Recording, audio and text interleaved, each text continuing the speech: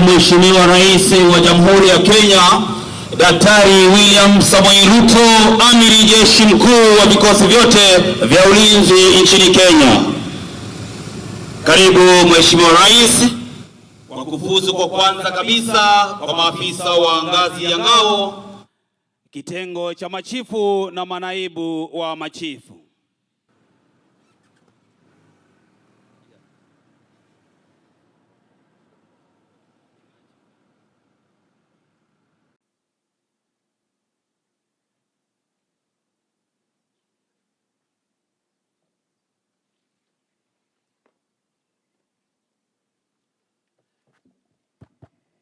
Nam, ni baada ya parade commander kuagiza ruksa ya kuweza kumutembeza Inspector General Bwana Isaac Alima.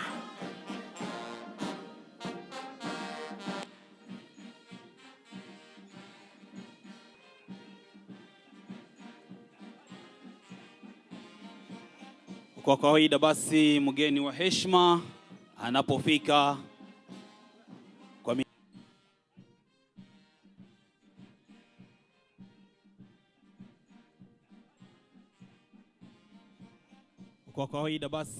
wa heshima anapofika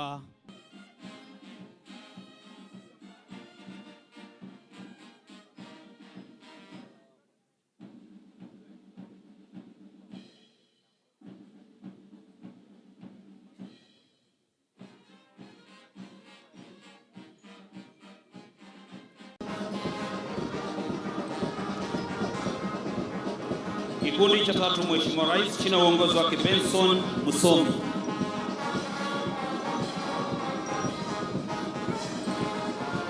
Collins Ejakait akiongoza kikundi nambari 4.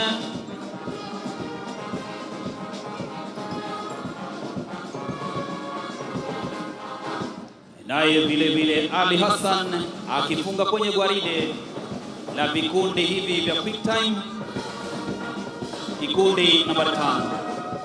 Asante sana Mheshimiwa Rais, nitakuomba uchukue nafasi hii.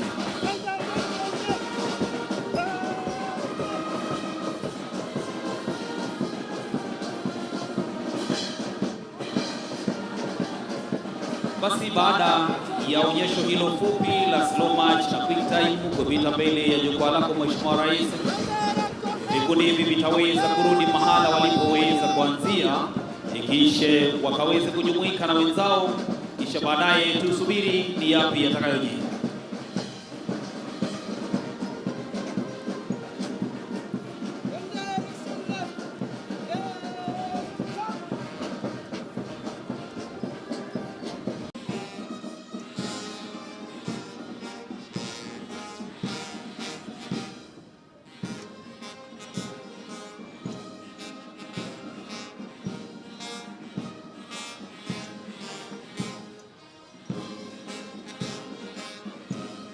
Mbele yao Mheshimiwa Rais ni Parade Commander Superintendent of Police, ambaye pia ni Director Basic Training katika chuo hiki, Bwana Abraham Kemboi. Anafuatwa kwa umaridadi na Parade Adjutant ambaye ni mkufunzi wa somo la sheria katika chuo hiki, Chief Inspector Samuel Otieno, akifuatwa nyuma kwa umaridadi na Parade RSM ambaye si mwingine bali ni Senior Sergeant Humphrey Etiang. Vile vile Mheshimiwa Rais, kikundi cha kwanza kikiongozwa naye Odeke Francis, kikundi cha machifu na manaibu wa chifu wakipita kwa mwendo wa ase ase. Lugha ya kimombo ikijulikana kama slow march. Kikundi cha pili Mheshimiwa Rais kikiongozwa naye William Wande.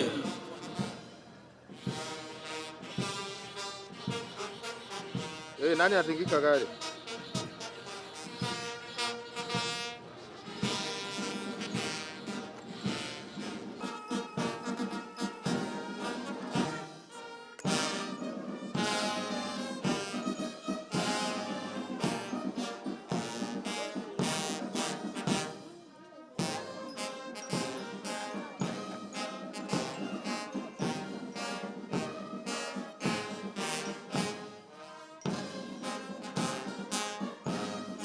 Mbele yao Mheshimiwa Rais ni Parade Commander Superintendent of Police ambaye pia ni Director Basic Training katika chuo hiki, Bwana Abraham Kemboi, anafuatwa kwa umaridadi na Parade Adjutant ambaye ni mkufunzi wa somo la sheria katika chuo hiki, Chief Inspector Samuel Otieno, akifuatwa nyuma kwa umaridadi na Parade Alaseni ambaye si mwingine bali ni Senior Sergeant Humphrey Etiang. Vile vile Mheshimiwa Rais, kikundi cha kwanza kikiongozwa naye Odeke Francis, kikundi cha machifu na manaibu wa chifu wakipita kwa mwendo wa aste aste. Lugha ya kimombo ikijulikana kama slow march. Kikundi cha pili Mheshimiwa Rais kikiongozwa naye William Wande.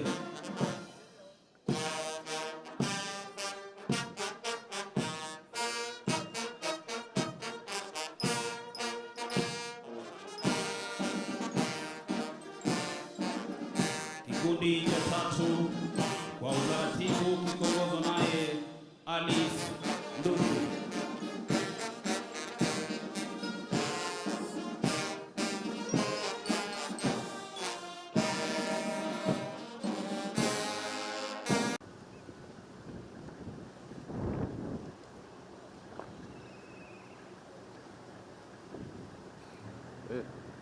Rais wa Jamhuri ya Kenya na Amiri Jeshi Mkuu wa vikosi vyetu vya ulinzi, Waziri wa usalama wa ndani na utawala wa nchi,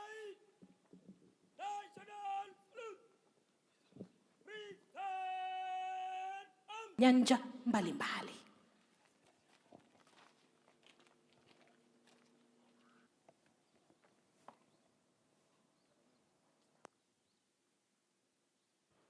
Aliweza kufaulu vizuri kabisa Mheshimiwa Rais katika somo.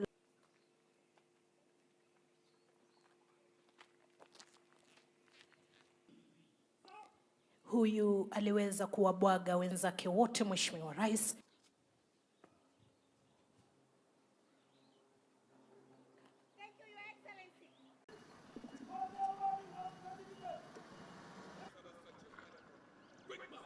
Analetwa naye Parade RSM Senior Sergeant Bwana Humphrey Etiang.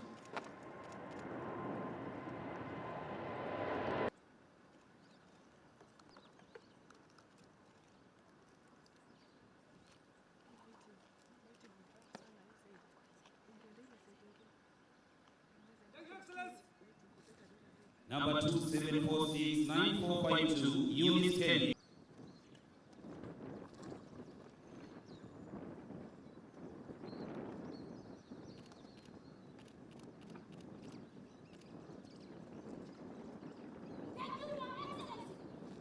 Number 2019041069.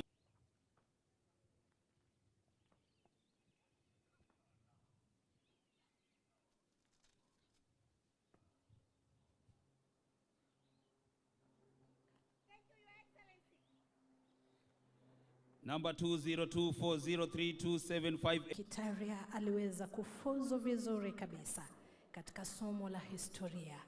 Anadaka historia yote ya taifa hili kuhusu machifu na manaibu wao. tangu walipoanza kuteuliwa enzi za ukoloni.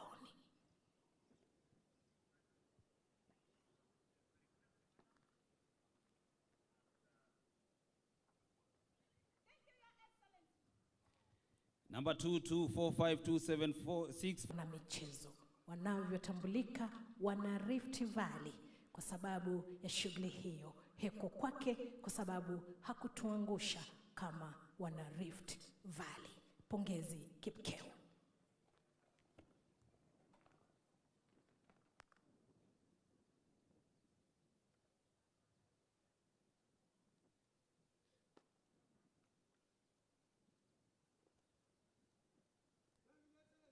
Asante sana Mheshimiwa Rais, tumefika mwisho wa tuzo hizo muhimu. The stability of our country, the success of our economic transformation is directly tied to the work you do every single day.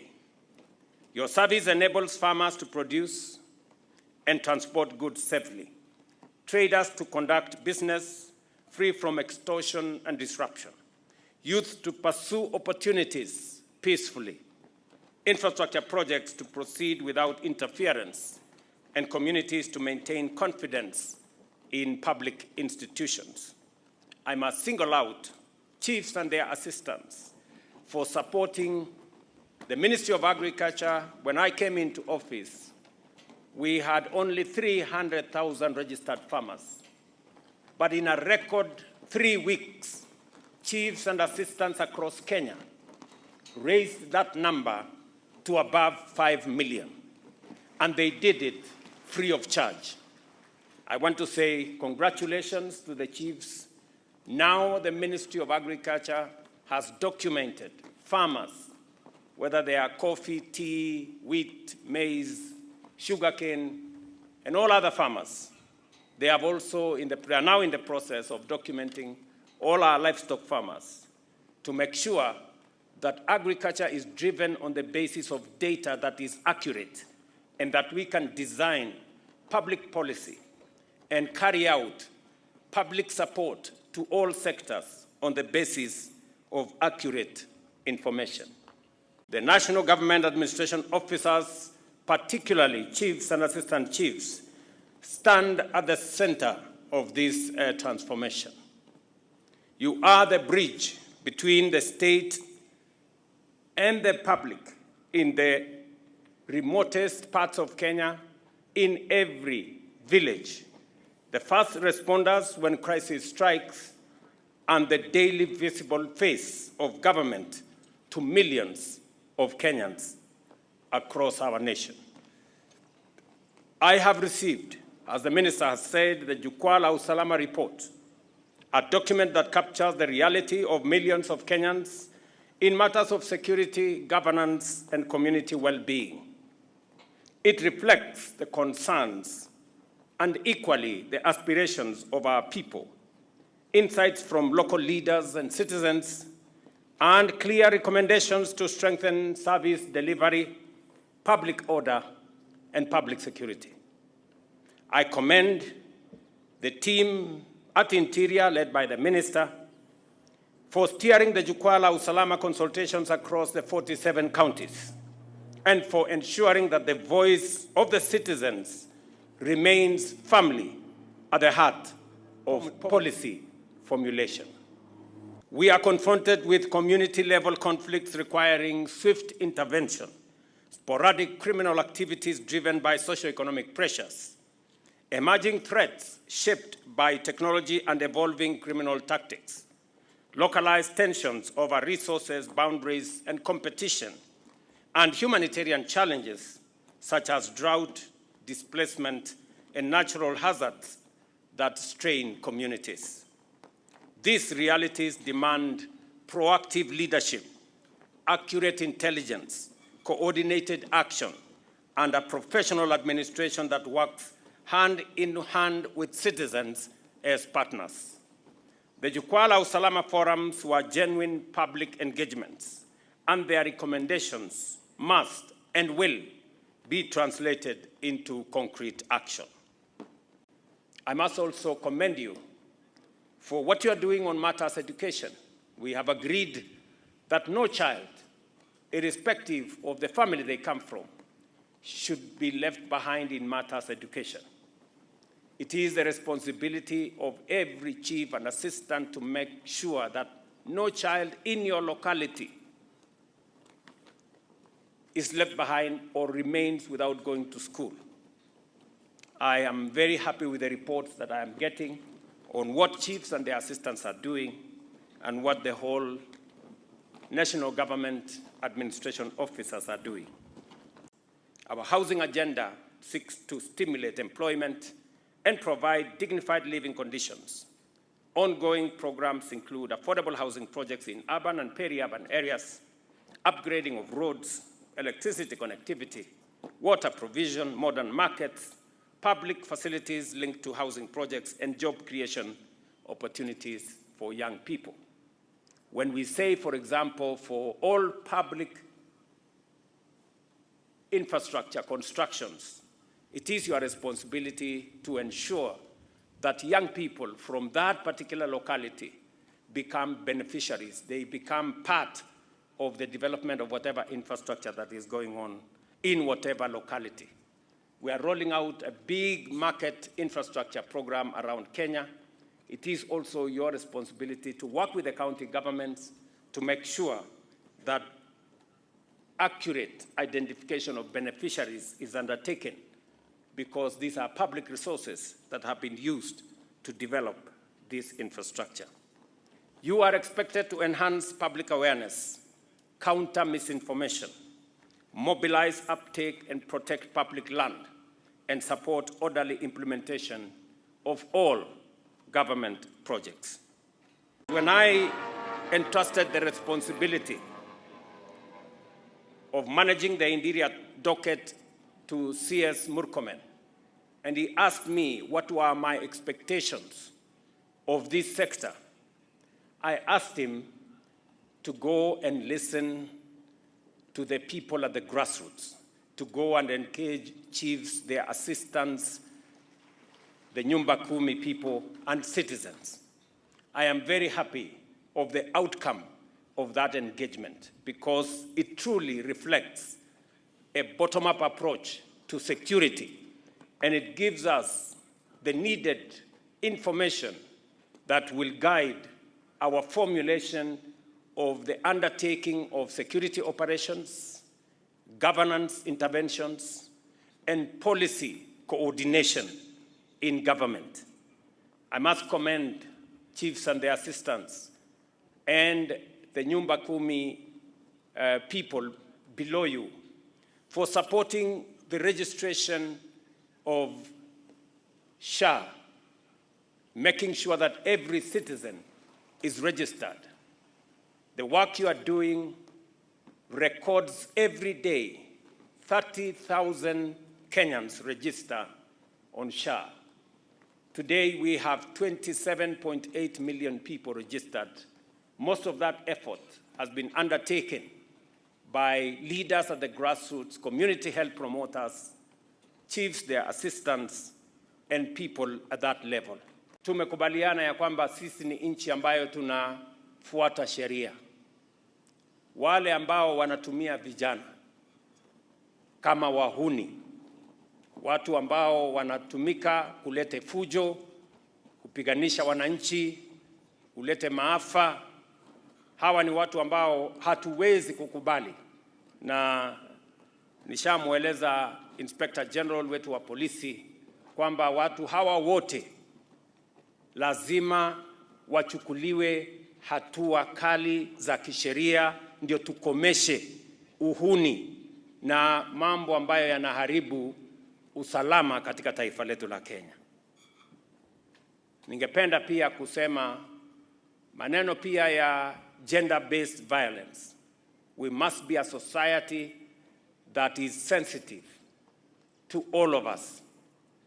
Women are our mothers, they are our sisters, they are our wives, they are our daughters, and we must protect them. Your role is to ensure households are informed, to support community health workers in outreach programs. Our ambition is to nurture a globally competitive generation of young people, ongoing initiatives are expanding school infrastructure and basic education, implementing new university funding model, ensuring 100% transition from primary to secondary and from secondary to tertiary institutions, while expanding technical and vocational training and improving on school feeding program and safety net programs. You are required to support enrollment, retention, school safety, and mobilization for education programs. For you to execute this responsibility effectively, you must continuously educate yourself on government programs, ensuring that you articulate them accurately and confidently. Agriculture remains the anchor of our bottom-up economic transformation agenda and the foundation of our economic renewal. Key achievements and ongoing initiatives include the registration of over 7.1 million farmers now for the fertilizer subsidy program and other policy interventions required by government. Expansion of farmer support initiatives to increase productivity and to reduce the cost of production. Strengthening value chains to create jobs and broaden market access. Major investments in irrigation and water harvesting to mitigate climate shocks and enhance access to inputs, training, and market linkages. I urge you to promote these programs, ensure that farmers receive the services they are entitled to, resolve resource-based disputes promptly, and guarantee equitable access to inputs and opportunities.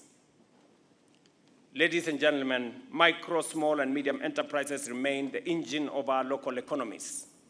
Ongoing efforts include the expansion of access to finance platforms such as Hustler Fund, the National Youth Opportunities Towards Advancement NYOTA, and the National Government Affirmative Action Funds, strengthening cooperatives and community enterprises, and advancing county-level industrialization through county aggregation and industrial parks. The minister just recorded that chiefs and assistants and all members of the National Government Administration officers are multi-purpose officers.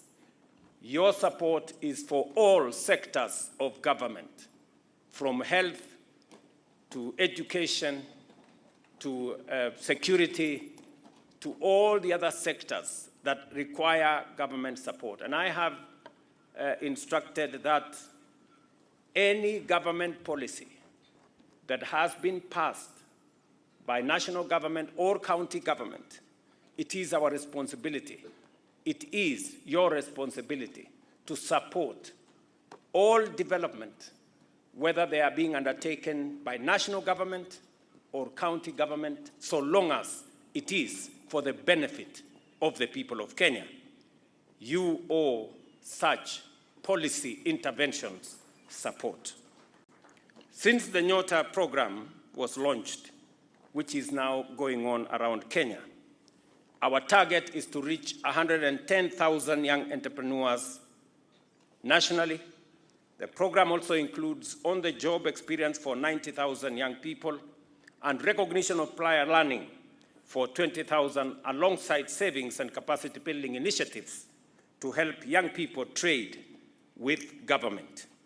And when I say young people, I mean both men and women, and I did specifically single out single mothers to participate in this exercise. Your role is to mobilize beneficiaries, support fair trading environments, eliminate disruptions, promote good governance in cooperatives and SACCOs, and facilitate access to information on government policies and opportunities. At the same time, the government continues to expand digital public services to enhance efficiency and transparency. Over 27,000 services have already been onboarded onto the digital platforms, with further expansion underway, including universal connectivity and the rollout of Jitume labs in all wards. You are expected to adopt digital systems fully ensure accurate reporting, and support citizens in accessing digital services. From the day tulianza jukwaa la usalama tarehe 7 mpaka tukamaliza tarehe 2 mwezi wa 10, tarehe 7 mwezi wa 4 mpaka tarehe 2 mwezi wa 10, nimekaa na hawa ma chiefs na assistant chiefs kwa mikutano 48 kwa Kenya mzima, Your Excellency, kusikiliza mambo yao na kupitia yale walisema. We briefed you when we finished every meeting in every county, we gave you a brief, Your Excellency, and in every step you have worked with us in the ministry and you have directed us. There are some threats that these chiefs needed to have some training on. One of the problems we have in the country now is gender-based violence and violence and sexual offenses. Our chiefs, they play a very critical role in ensuring that gender-based violence is dealt with across the country, especially defilement of young people. Your Excellency, there is also a very important issue they deal with: drugs and alcohol abuse. Drugs, Your Excellency, is a great threat to our young people. They have made many, many young people to become zombies. But with the help of the chiefs and assistant chiefs, there have been major crackdown across the country, and we agreed on a rapid results initiative with NACADA, and these chiefs have done a fantastic job, but a lot needs to be done, and that's why they required also training to see how we can work together to sort these issues. The third issue, Your Excellency, that is a threat to us is the issue of banditry na mambo ya inahusikana na mambo ya Al-Shabaab na mambo mengine ya threats to our security. These chiefs play a very critical role. In fact, Your Excellency, some of our chiefs were abducted going to their work by all those militants. And Your Excellency, those we consider them our heroes because they are always in the forefront. Some of the chiefs have been killed, Your Excellency, during these raids, banditry and so forth. And therefore, we appreciate them for standing firm, and we want to make sure that they continue getting the necessary training. Wakati tulipoanza jukwaa la usalama, tarehe 7 mwezi wa 4 mwaka huu, kutoka kaunti ya Mombasa, hatukujua ya kwamba shida ambazo au ma chiefs na assistant chiefs ilikuwa ni tele. Ya kushangaza ni kwamba kuna chiefs wako hapa saa hizi wana graduate, Your Excellency. Waliingia kazi 1997. The oldest one in service is 1997, 28 years. Na hajaingia darasa lolote ama training yoyote. Aliingia kazi na akaambiwa endelea, akajaribu bahati. There were some few trainings in between. Na a good number of officers hapa hawakupata hiyo training. The greatest number of the near 6,000 wamekaa for more than 10 to 15 years hapa. A greater percentage of almost 80% hawajawahi kuenda any training anywhere. So Your Excellency, this is historic because training is extremely important. Inahakikisha ya kwamba inawapatia skills ya kumanage ile kazi wamekuwa wakifanya huko mashinani. Our ma chiefs, Your Excellency, ni multipurpose, na assistant chiefs ni multipurpose officers wa serikali. Wanatumika kwa kazi tofauti nyingi sana. Unajua kwamba walikusaidia kwa registration ya farmers, mambo ya doctors, mambo ya health, working with health promoters. Unajua kwamba hawa ma chiefs na assistant chiefs wanapambana na pombe na dawa ya kulevya mashinani. Hawa ndio wanasuluhisha shida yenye inawahusu wananchi mashinani. And I want to say without any fear of contradiction, these officers who are before us, Your Excellency, are the most trusted public servants in the entire republic. Your Excellency, hawa ma chiefs na assistant chiefs pia ningependa kusema wanafanya kazi under very difficult circumstances because under the new constitution there is a new order. And that's why it was important to bring them to training. Ndio elewe mambo ya human rights, mambo ya negotiation, dispute resolution, how mambo ya ku-approach wananchi na kufanya kazi na hawa. Na kwa hivyo, Your Excellency, we want to appreciate you for really making this possible. There is a phenomenon that has grown in the country where, especially perpetuated by political leaders, where people, when they want to go for their meetings, they have to mobilize goons to come to cheer them. They are carrying machetes, rungus, and other things, Your Excellency. These chiefs have had a very rough time managing public events, including funerals. And Your Excellency, from the ministry, we have discussed with the IG that, Your Excellency, in the next the most important issue we must deal with in the next few months is to make sure that Your Excellency, we deal with the issue of goons across the country. And I must say this, Your Excellency, this must be done without fear or favor. It must be done indiscriminately. And you know, Your Excellency, our IG and the security sector cannot condone that behavior. And what we saw yesterday in Nairobi cannot be condoned. And I believe that, Your Excellency, you will get results the way you directed the IG yesterday. You will get results to ensure that those who are behind carrying goons to meetings, to paint security sector and to paint these officers in a bad light shall be dealt with, and they will face the law. There is no doubt about the critical role that the chiefs and their assistants play in our country. They are the frontline government administrative officers and can be found practically everywhere, from the largest to the smallest administrative stations nationwide.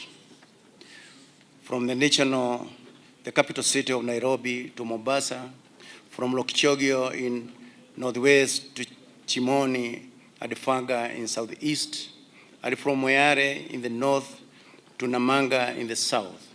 Simply put it, chiefs and their assistants are at the face of the government across the country. And this training program will have given them the much needed impetus in their service delivery.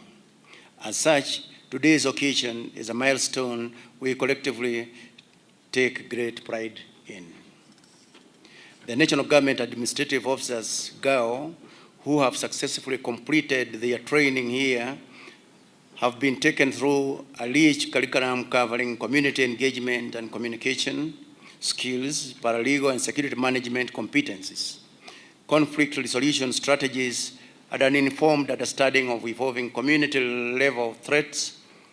These enhanced skills position them to effectively amplify government programs and messaging while serving as the state's most direct interface with the grassroots communities.